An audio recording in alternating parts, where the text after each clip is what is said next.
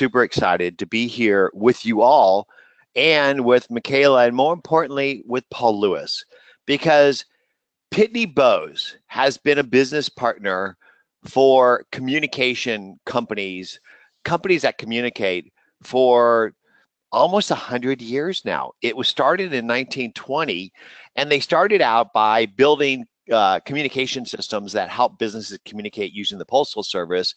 And over the years, they've evolved into a company that is cloud-based and helping digital marketers around the world communicate at scale. And I was really excited that we were able to work with Paul Lewis. Paul, say hi to everybody. Hello, good evening, good afternoon, wherever you're calling in from. Paul is in beautiful United Kingdom, outside of London, but Paul actually used to work and live in Los Angeles, not too far from me. Isn't that right, Paul? That's correct. Many years ago now. And what I love about you, Paul, is that you are the epitome of what a social seller should be. But more importantly, Pitney Bowes is a social business because they're empowering its customer-facing business team members like you to build your brand, which in the end builds the Pitney brand and humanizes it and helps Pitney engage at scale in a human-to-human way. And so, Paul, you've pioneered social selling and digital communications at Pitney over the past few years, and that's why I'm excited to have you here with us today. Welcome, Paul. Thank you, John. Delighted to be here. So let's get down into the agenda real quick. Why don't you pop to the agenda slide? Let's talk about what we're going to talk about. All righty. I think that we all want to have an amazing 2018. We all want to grow ourselves and our businesses, but to do that, we need techniques and tools. And I think everybody, you can't throw a rock today without really understanding that the world has changed the way that they work, play, buy, and sell, and we need to change with it. And many people out there are looking in from the sidelines going, how do I do this? How do I communicate with the new digital customer? And I think the solution is nurture your network, that your brand and your network are your net worth. But if you do what we're telling you to do in this webinar today, is to communicate at scale, to set yourself up as a trusted advisor, you're going to get overwhelmed with communications and signals. And then how do you turn these digital conversations into human interactions and into measurable business results? And that's what we're going to cover today. So Paul, why don't you take us away and rock our world? All righty. Thanks, John. So let's set the scene here. I present quite frequently. I come into contact with people from, all sizes of businesses across a wide variety of different industry sectors. And when I'm talking to them about social media, one of the first things that they say to me is that that in so many ways they're scared. They're a little bit fearful as to what should they be doing on social. They're fearful, obviously, of damaging their reputation, their organization's reputation, or their own personal brand, and they're hesitant at diving into social. And I say to them that social needn't be scary. It's change and continues to change the way in which we work, the way we play, the way we sell. But it doesn't have to be scary. It's really now become a gateway to talking to your customers and potential leads every single day. And as the customer journey, as we've all heard, as the customer journey continues to evolve, social media is coming more to the forefront of the way that we carry out business on a daily basis. Let me give you a quick a very quick story here, and this is from a non-business context. My wife said to me around about this time last year, actually, that she wanted to buy a new car. And she, conducted a lot of research on three particular automotive manufacturers. She identified, three particular models from each of these manufacturers, and did her extensive research. Pretty much had her mind made up as to the direction that she was going to move in. But before she kind of took that big step, that leap of faith, she turned to her network on Facebook in this instance, and she reached out to all of her friends on Facebook to say, who of you out there, which of you drive, these particular models from these manufacturers? She wanted to know, what are the running costs like, and what's it like, to insure, and the ownership fees, and, all that kind of information. And she got a lot of responses, and it really, really, really helped her, in making her decision as to, which particular vehicle to move forwards with.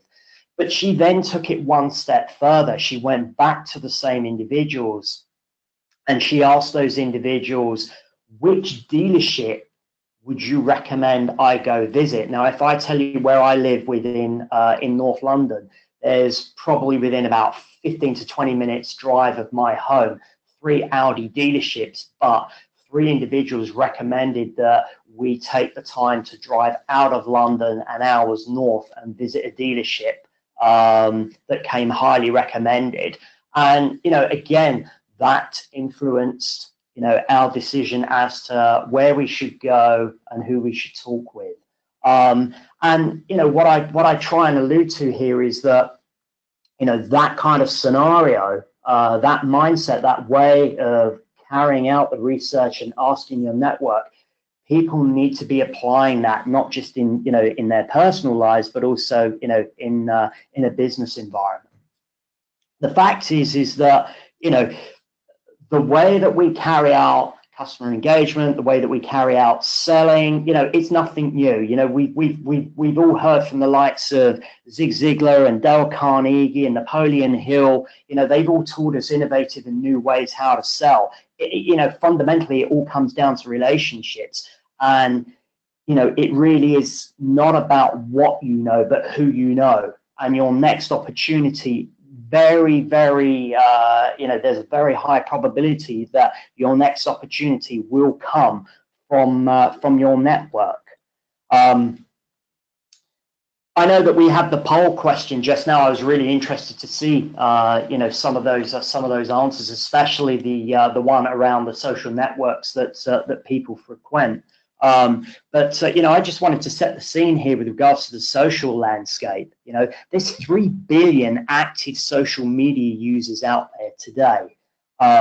81% of SMBs, small to medium-sized businesses, are using social media.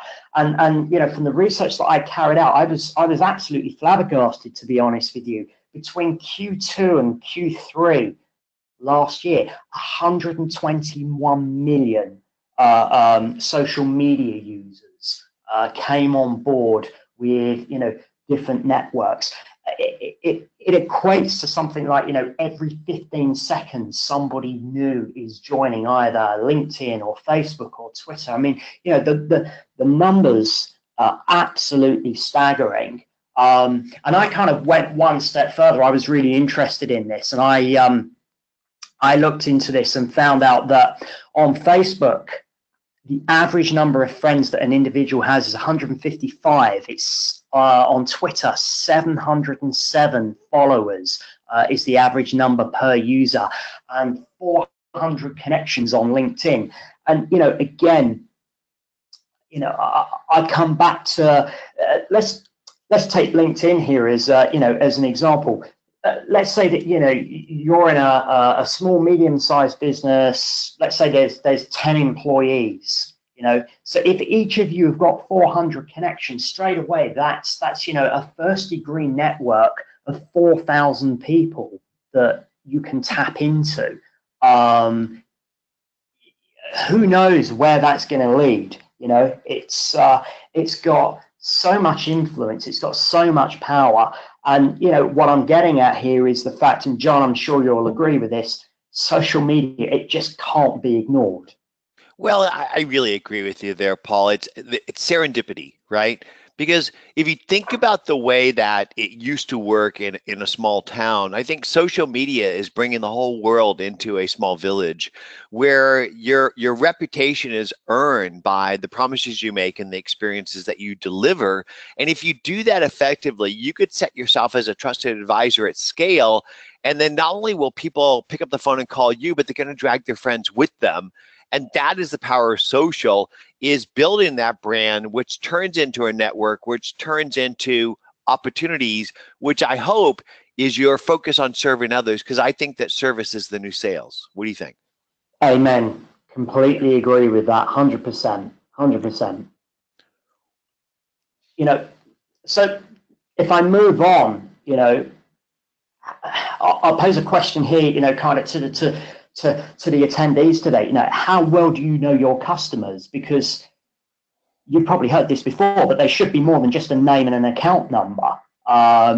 We really need to kind of get an intimate understanding about knowing who they are, finding out, what their interests are, what motivates them, what's their focus. There are so many people that I've come into contact, again, from businesses both small and large, that simply just don't understand the importance of taking the time to carry out, sort of research or gather intelligence on, the folks that they're meeting with, up front, and they're doing themselves, a misjustice.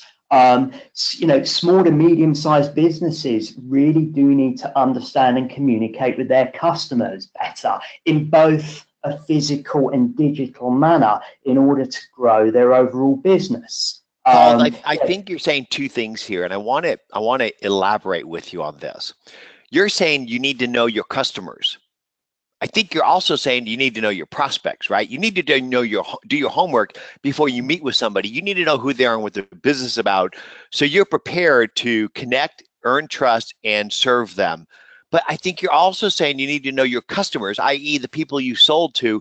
And I think people you sold to, the easiest people to sell to again and get referrals from, yet many people ignore the contacts in their accounting systems, which is a gold mine. And if you were able to take your contacts out of your accounting system and put it in a database that enriched those contacts with people and company data, so you could then understand the personas of the people that you're naturally selling to, you could not only get referrals and retention and additional sales from them, but you could also go find net new ones based off those personas. And so I think there's nuances to what you're saying here. I think you're saying both. You need to basically know who you've sold to and basically go and build personas and sell to them and their friends and get net new ones. And if you're going to go and connect with another prospect, a person, you better do your homework before you meet with them. Absolutely, John. When I'm talking about this, yes, I'm talking about customers, I'm talking about prospects, I'm talking about partners, I'm talking about everybody that you're going to come into contact with. Existing customers, new customers, prospects, partners, anyone. And I want to interject something here. You and I share a friend, Timothy Hughes. Yeah, Timothy Hughes is a former Oracle Enterprise rep who lives outside of London, and we both have connected with him. You've met him face to face. I haven't gotten the chance to do that yet, but the relationship that I have with Timothy was deepened after nimbling him and learning that he owns a record store, because we both share a love of vinyl. And when you share a love that is a personal love with another human being, it deepens the connection. And I shared that with you, and you actually dig vinyl as well. And this is just an example of taking these relationships to a deeper level beyond the business connection. Absolutely. It's like I say, it's really a case of, gathering this intelligence. There's so much information out there. It's just waiting for you to reach out and to use that information, that intelligence to your advantage. It's what we've done, at Pitney Bowes. We've carried out social listening and client engagement. We've learned to understand that our clients are looking to connect in both the physical and digital aspects. around their client interactions. And for us collaborating with partners like Nimble, it's helping to optimize our clients' customer experience. I love, John, I don't know if you've seen this quote before or heard Jeff Weiner, who's LinkedIn's CEO. I think he's mentioned this on a number of occasions, but I think this really, hits the nail on the head. And it's not just applicable to LinkedIn, but it should probably be everyone needs to be on social media. Not just everyone needs to be on LinkedIn, but, to use Jeff's quote, everyone needs to be on LinkedIn, from the customer service rep to the CEO. There are no limits as to what a connected workforce can achieve. And, nothing really could be further from the truth. I'd like to stop and talk about this for a second. Go back to that slide. Yeah. I think that everybody in the company participates in the conversation with the constituency around your business. And what I mean by that, it's not just prospects and customers that you connect with in order to grow your business. And Nimble, we connect with editors, analysts, bloggers, influencers, third-party developers, investors, advisors, and business partners. In fact, one of the oldest CRM analysts in the world, I don't mean by that as oldest person, but one of the longest practicing CRM analyst in the world, Rich Bone, is on this call. And not only is Rich a professional connection with me, but he's a personal connection with me as well. And if you want to succeed in your business, you need to give everybody in the company access to a common relationship record so that everybody's on one page with a customer. Just like American Express, when you pick up the phone, you know who that person is, the history of interactions with your team and that person and the people at their company. But more importantly, you need to help each person build their brand in order to humanize the company and build the company brand. And it's not just LinkedIn, like you said, because LinkedIn's like walking into my lobby. It's my business persona. You want to know John Ferrara, go to my Instagram. You're going to learn more about me in 5 seconds than you will in 5 minutes on my LinkedIn. And if you think about a chair, it has at least 3 legs, most 4. And you need multiple legs for the chair to be stable. Social media means you need to have personas across a variety of places, especially the places that are not just business, but humanize and personalize you, and wherever your customers are having conversations, and not just your brand identity or your marketing or PR people, and not just your salespeople, everybody in the company. I agree. Thanks, John. This next slide, I think, really does typify this transition that we're experiencing. We're in the midst of anyway. If you look on the left, we've moved from an old sales model, one whereby we were conducting cold calling or dialing for dollars, as some people even refer to it. And then we were qualifying the leads, and we were then looking to try and conduct some kind of a sales demo. And we've evolved, we've moved from that to a new model whereby we're beginning to embrace social networks more and more and more from a business perspective in order to educate and engage folks. And it's not about using social to go out there with a blatant sales pitch. It's more around helping people. It's more around listening out and then engaging, kickstarting that process of engagement, and highlighting how you can add value. And please don't think that in any way I'm trying to say that there's no place for cold calling. I think there is still a place for that, but social media can simply augment that process. And again, if I come back to what you were saying, John, before you go ahead and call somebody, go check them out on social media, look at them on LinkedIn, gain all the professional insights that you can from their profile, but then go and have a look, Nimble them, see if they're on Instagram or Twitter, and find out a little bit more about them. I promise you, it will serve you well going forwards. Well, I really believe, Paul, that today people Google you before they meet with you. Tomorrow, ideally, they Nimble you, but you should make sure that you have your brand and identity across multiple channels, including a Wikipedia site, in order to stand out from the crowd today. Let me give you an example, and this is fairly recent actually. This is to do with a UK auction house that specialises in quite exclusive and vintage watches, timepieces. So this particular company, they conduct these auctions in the traditional way with a live auctioneer. You can go, you can sit in the room, you can bid, or you can bid online. So they've got that physical and digital component. So for those folks that are bidding online, if they're successful, they will then have their timepieces and the documentation that accompanies those, the certificates of authenticity, anything else like that.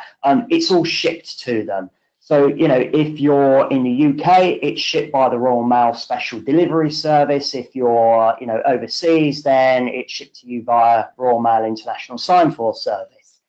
And this was just prior to Christmas, actually. The operations director of this auction house posted on LinkedIn asking his network for help with the shipping process. They were obviously facing some problems. He's reached out to his network. A simple search brought this up. I don't know the operations director at all. I've never met this guy in my life. But, I conducted a very, very simple search on LinkedIn, and up came this particular post. It also revealed to me that the operations director at this auction house and we had a mutual connection. I reached out to that connection. I asked if the connection would, be willing to make an introduction. She was, and I then brought a colleague of mine into the picture. And to cut a long story short, it led to a face-to-face meeting. We found out that the company were, looking to simplify their shipping process. They were looking to try and reduce costs. The way that they were going about their shipping, they had to fill out multiple, paper documents and logbooks. And really what they wanted to do was digitize the entire process. And it just opened up an opportunity for us. Again, this is just one example, but, it just really articulates how you can use social to identify these opportunities. Paul, I want to point out to the audience listening today to ask questions in the questions box, because we are in the background answering questions. So if anything comes to mind in regards to the presentation or outside of the presentation, feel free to ask questions. We'll cover them publicly at the end of the presentation and also answer them in process. Thanks, Paul. You're welcome. Couple more stats just to highlight to everyone. 75% of business-to-business buyers are now using social media to be more informed on vendors. And if we take that one step further, they're approximately 60 to 70% of the way through the buying process before any kind of outreach actually occurs. So, John, as you were saying earlier on, these individuals are conducting all of their research. They're gathering the intelligence before they reach out. They've pretty much made up their mind whether they're going to go, with a particular solution or a particular company. They've done all their fact finding. They've got all of the information that they need. And a lot of the time when they do reach out, if it's applicable, it's normally a conversation that revolves around pricing and licensing. Exactly, Paul. And this is why, if you're listening to this today and you only take away one thing, take this: that if you're focusing on just prospects and customers to grow your business, you're going to fail. And the reason why is you need to focus on the influencer as well, because it's more powerful when somebody else talks about you than when you talk about you. And I'll give you an example. Brian Moran is in the audience today. He is one of the largest SMB influencers in the world. He's also a dear friend that we connect on a lot of personal levels, but he is not only a Nimble user, but an advocate as well. And so thinking about your prospect, if you're trying to get to sell to a small business, who is the trusted advisor of your prospect? Is it their technology reseller? Is it their lawyer or accountant? Who is it? And go connect with those people at scale. Because if you can do that, you could build a gold mine, which in fact is the way we built Goldmine. I did that by accessing the Novell reseller, which was the technology advisor and trusted person for the businesses I wanted to sell to. Paul, go ahead. Thanks, John. And big shout out to Brian, actually. He's a good friend of Pitney Bowes as well. So hi, Brian.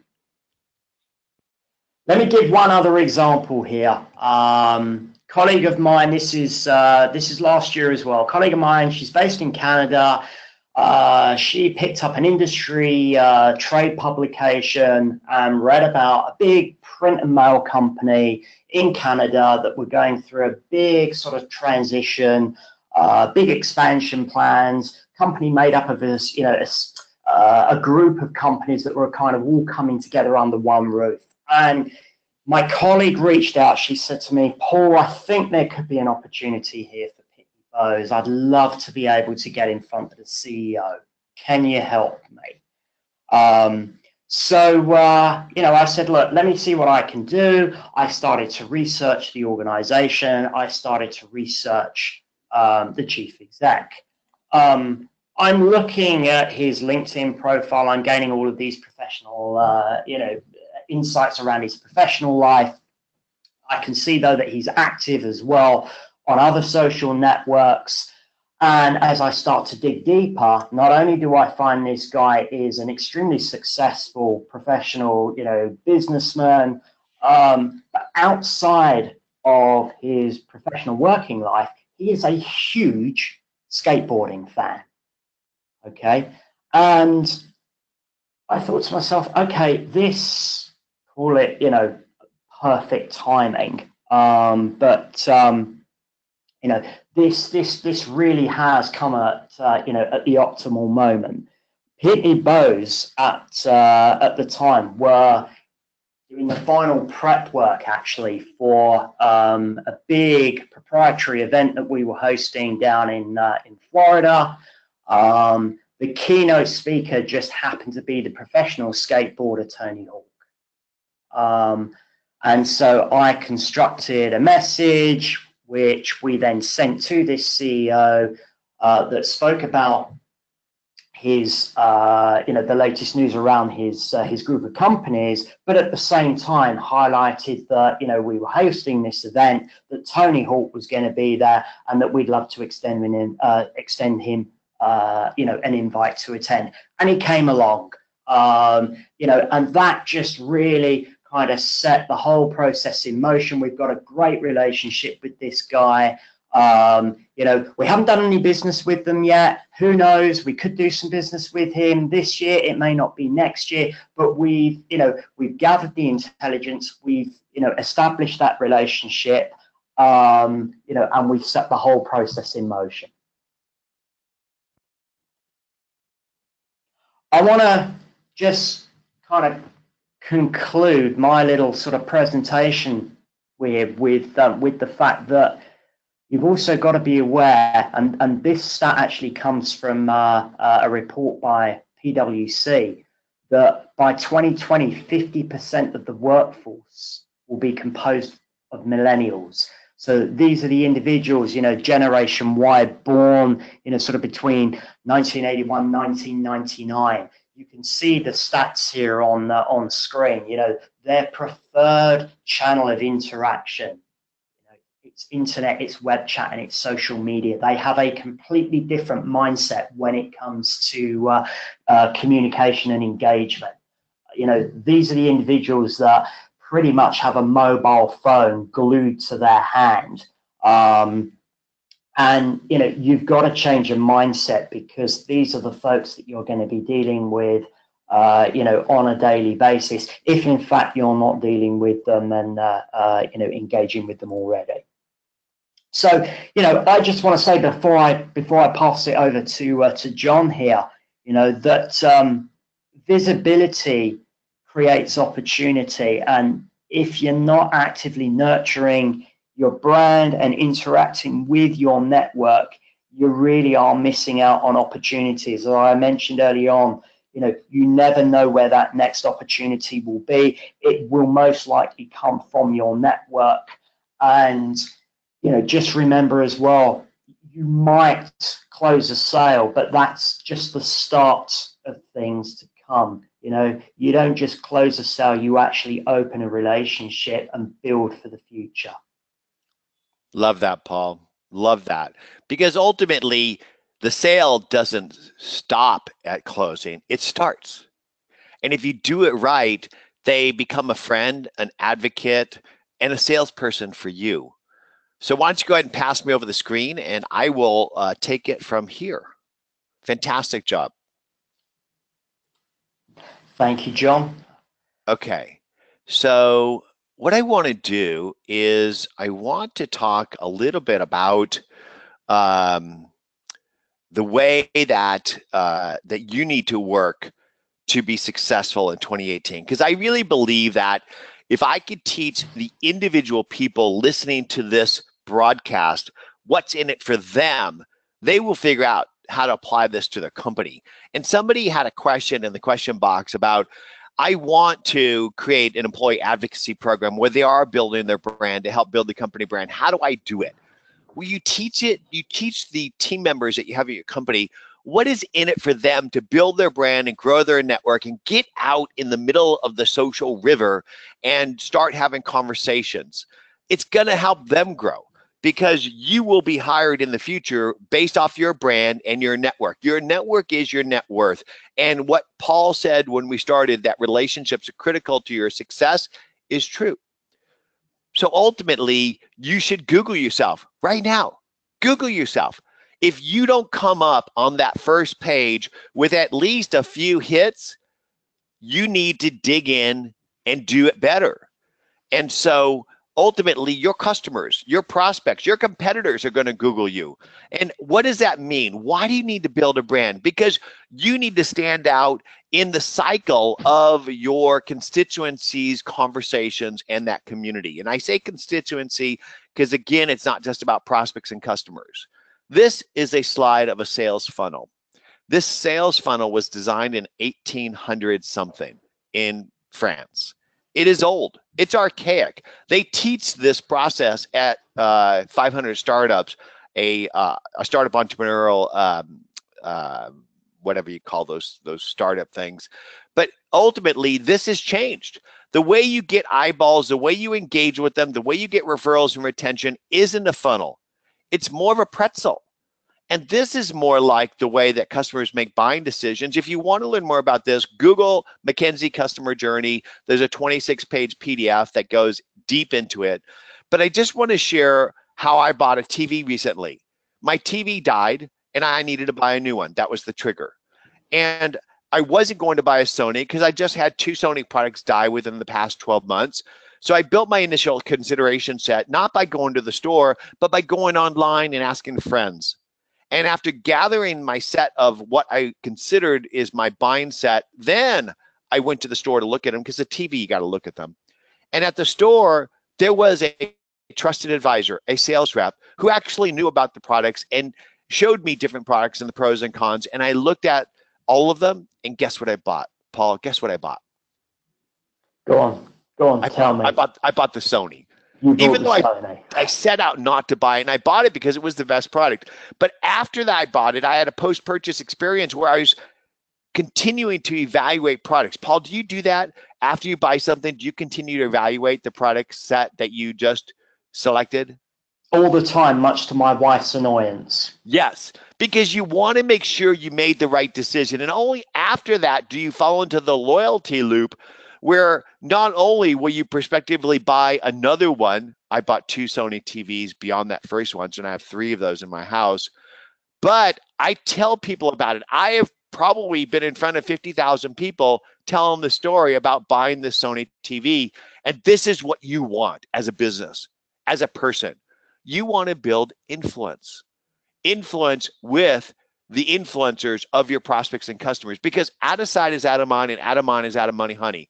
Mae West. Mae West was not only an actress, but an entrepreneur.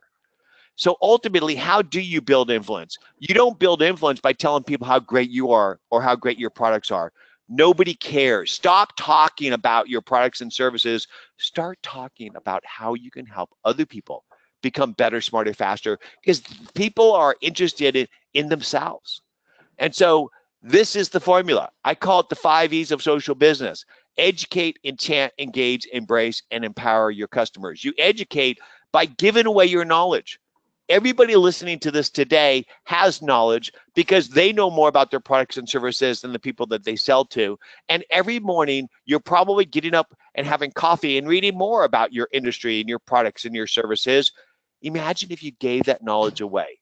I'll give you an example. Dr. Weil is a doctor, MD, Harvard trained, who studied optimal health and living better by eating and exercising and meditating, and he wrote a book. He gave his knowledge away. Do you think that people go and practice this stuff themselves? No, he created, basically people go to his school to learn about this stuff. If you give your knowledge away, you will basically start conversations. And if you enchant by being relevant and engage once people respond with the authenticity and the intent to help other people grow by empowering and growing them, you can't help but succeed.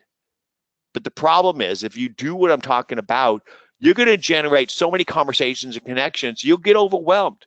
Ask Paul, ask Brian, ask anybody who's been practicing what we're teaching here today. So you're going to need tools to discern who to connect with and how to turn those connections into a measurable outcome. And that's what I want to show you. I want to show you how you can do this today. So today, everybody listening to this has some type of a email contact cloud productivity suite in their office. And in the old days, that was IMAP and POP and Outlook. Today, it's either Office 365 or it's Gmail G Suite. And Paul, what do you use? Me personally, I'm using Outlook. Okay, great. So you probably use an Exchange server or Office 365, but ultimately, the contacts you're connecting to, the conversations you're having, and the activities that you're driving are the heart of your business. It's not the CRM. The CRM has leads and salespeople live in there, but we all live in email and now more and more in social.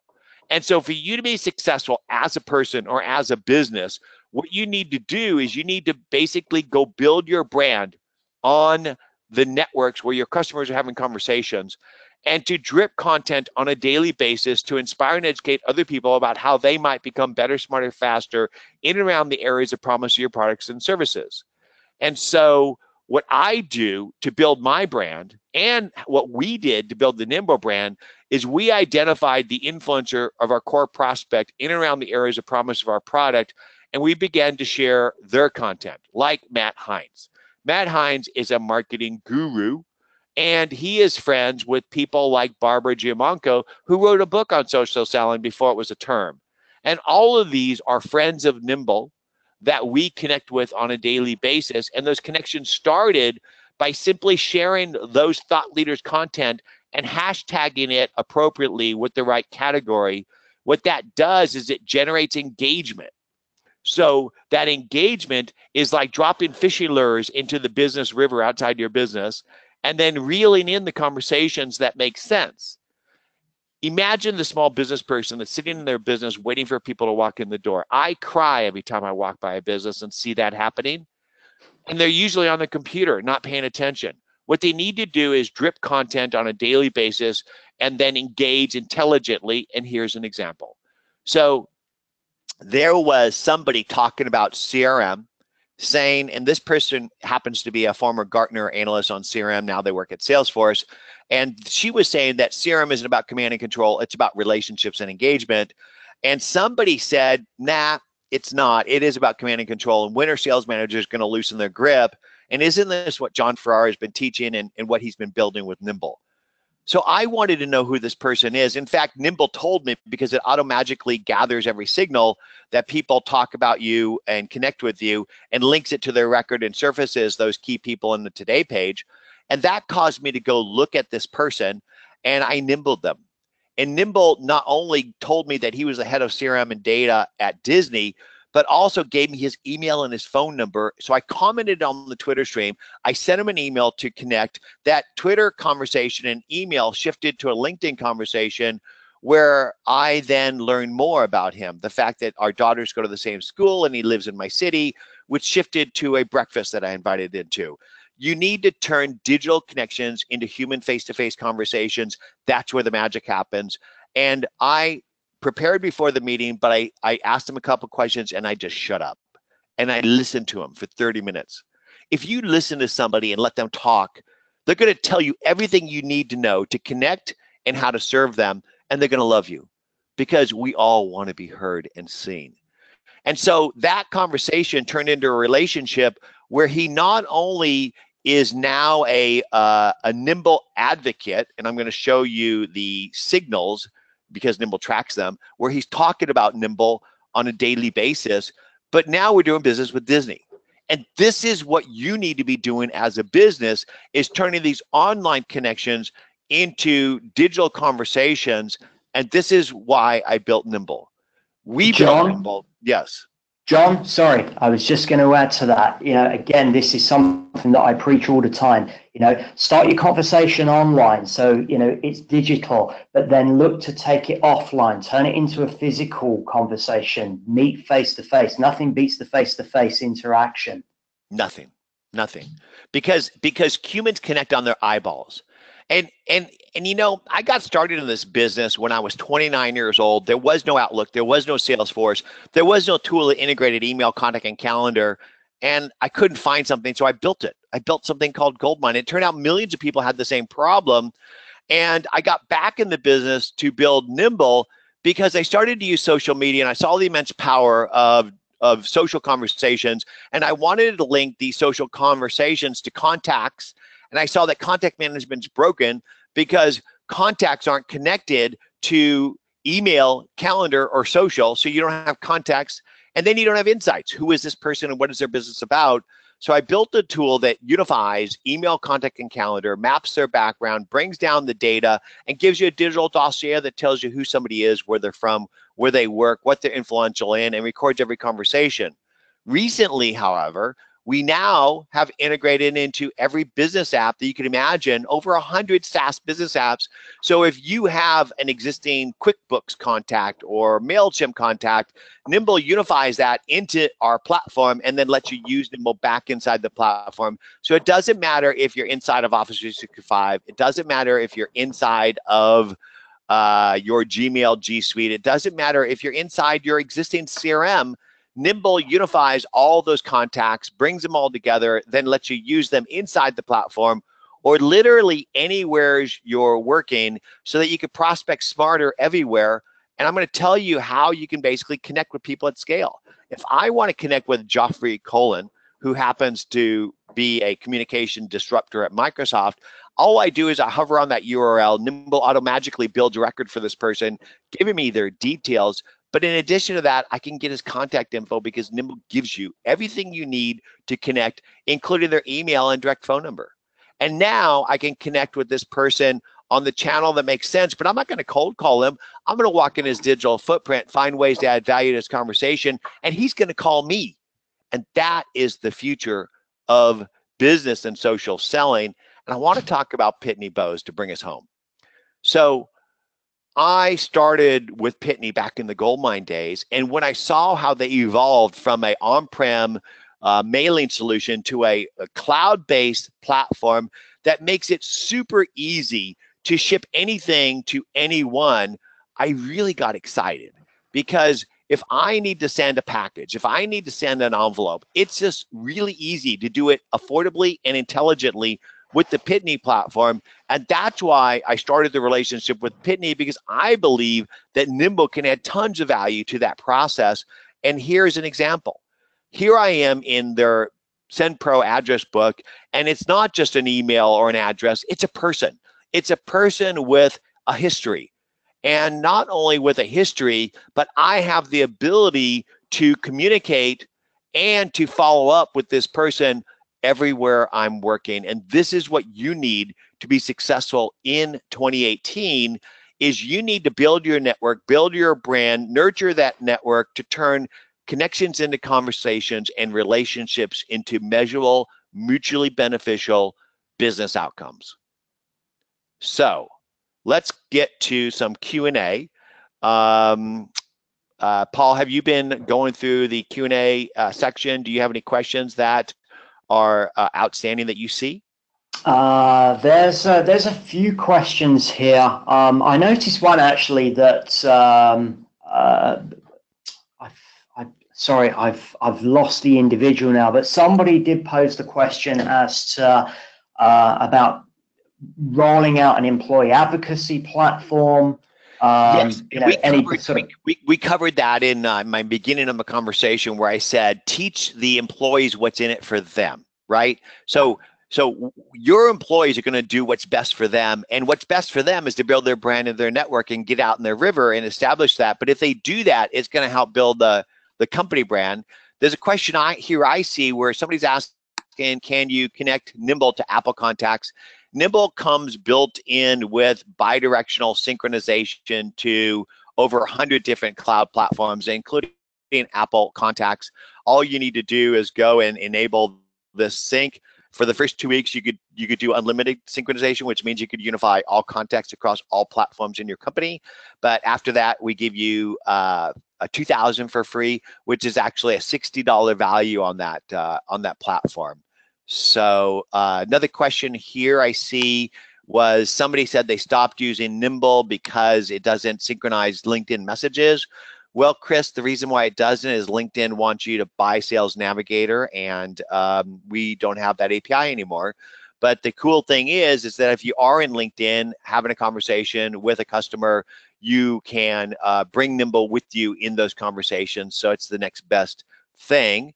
Can Nimble integrate with and sync Office 365 and Google for Business at the same time? Forbes, Rutherford, yes, it can. Again, if you go into the Nimble platform and go into our settings, what you do is you just go into our networks and import and synchronize your Gmail G Suite, calendar, and contacts, as well as your Office 365 calendar and communications. Paul, do you see any there that are standing out for you? There's a couple of people, and I'm interested, John, to get your take on this. There's a couple of folks that have kind of questioned Twitter and whether Twitter does have a future. I know personally, I find it hugely, of huge value. I want to get your take on that. Well, I believe that you need to have multiple legs on your chair. And if all you're relying on is LinkedIn, I think you're missing the boat. I believe that more human conversations happen inside of Facebook. And therefore, I'm in Facebook all the time, and I bring Nimble with me into Facebook. So if I'm having a conversation with somebody, I could easily bring that conversation in here. But in regards to Twitter, I wouldn't have the Disney account if I didn't drip content on Twitter to establish myself as a trusted advisor and influencer in CRM and small business, to have people like Theo not only shout me out and support me when I don't even have a relationship, but then to connect and take that relationship into a personal relationship. So I absolutely believe that Twitter is and Facebook are fantastic platforms, and it helps you to humanize things. But I want to also give a shout out to Instagram. So here's Todd Nelms, who's the chief of staff of Microsoft's head of their whole business channel worldwide. And Todd is a very busy guy. We have a relationship where I have a connection with him. He's in my Nimble system. But you know how we stay connected in between the moments where we could actually speak? Is our commonality love of mountains and dogs and photography and flowers, where we connect and stay connected. And then when I do connect with him from a business perspective, it's a warm connection as opposed to a cold connection. So I think, John, we can safely say, if you're familiar with the phrase, not putting all your eggs in one basket, don't focus too much on one particular social media channel, spread your wings, so to speak. It's Facebook, it's Twitter, it's LinkedIn, it's Instagram, it's all of them. Yes. And one of the other questions was, does Nimble link social conversations to contacts? And the answer is yes. So here is Brian Moran talking about Nimble and myself, and you can see that these signals are linked to his record. And so when people talk about you or the team of the brand, it automatically links them to the contact records. So I think we're 2 minutes before the hour. There's some really great questions, and I wish you would have asked these questions throughout. But what I'm going to ask my team to do is to compile these questions with answers so that we can get them out there to you and then share them with you going forward. Paul, I'd like to cover the calls to action going forward. You have an offer here from Pitney. Tell us about it. Yeah, great offer here. Obviously, shipping is a huge expense for organizations of all sizes. We've got a great website here that's just going to help you navigate through the complexities. Lots and lots of information. So go check it out. Lots of value within. If you are sending packages or postal at scale, you need Pitney. They're going to help you do it better, smarter, faster. And we are deepening our relationships with Pitney to enable you to access their wonderful online cloud data to enrich your contacts for more effective engagement and segmentation and communication. Look for those integrations in the future. The thing that we're offering is if you are want to sign up for Nimble, you can get a free trial at nimble.com. And if you write into care at Nimble, you'll get 10 free prospector credits. And those are the credits that basically give you people's contact info wherever you are. So if I wanted to know who Susan was, I could easily Nimble Susan right here in this conversation. And then I could easily add her record to Nimble and get her contact info by simply putting in the first name, last name, and domain name. And then it will go ahead and give me that contact info. So look for that. And in closing, I'd just like to thank you, Paul, for joining me on the soapbox of teaching, because I really believe that we grow when we help others grow, that we're on this planet to grow by helping other people grow. And I loved your stories and your inspiration. So thank you for coming. Thank you, John. It's been an absolute pleasure. I've really enjoyed spending the last hour with you and sharing some of my knowledge. Awesome. And please connect with Paul and I. Here's our contact info. My email is jon@nimble. You have no excuse for not reaching out to tell us about who you are and how we might help you grow in 2018. Good luck and good relationship building. Now, notice, Paul, I didn't say good selling. Good serving others. Thank you so much. Bye-bye. Thank you.